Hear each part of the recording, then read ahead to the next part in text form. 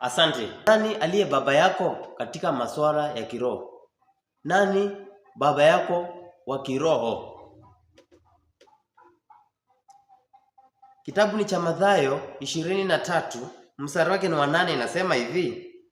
Inasema, bali nyinyi msiitwe rabi, maana mwalimu wenu ni mmoja, nanyi nyote ni ndugu.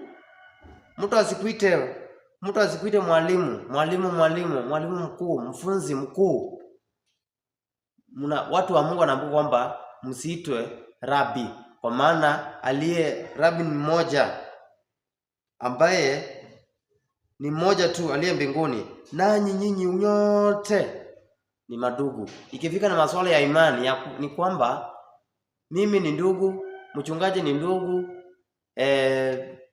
mwalimu ni ndugu, yoyote, askofu ni ndugu. Ikifika masuala ya imani, sisi zote ni ndugu, hakuna aliye juu ya mwingine.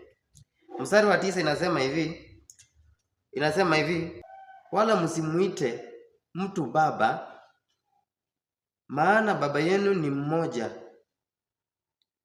aliye mbinguni. Narudia tena wamsikie vizuri. Wala msimuite mtu baba duniani, maana baba yenu ni mmoja, aliye mbinguni. Kifika ni masuala imani, tunaambiwa kwamba tusimuite mtu yote baba. Ndio maana nauliza, nani baba wa kiroho?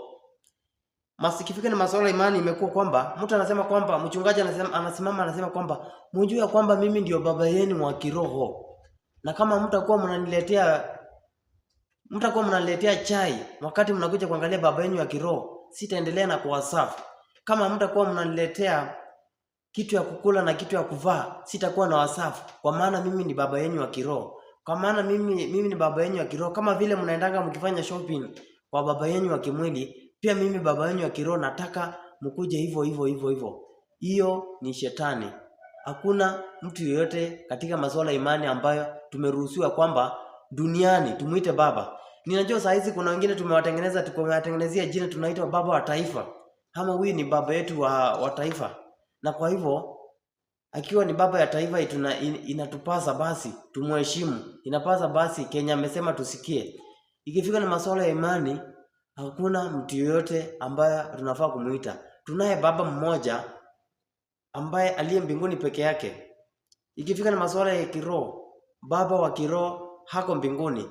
Kama unaye baba hapa duniani, unakufuru. Mstari wa 10 inazidi kusema hivi, wala msiitwe viongozi,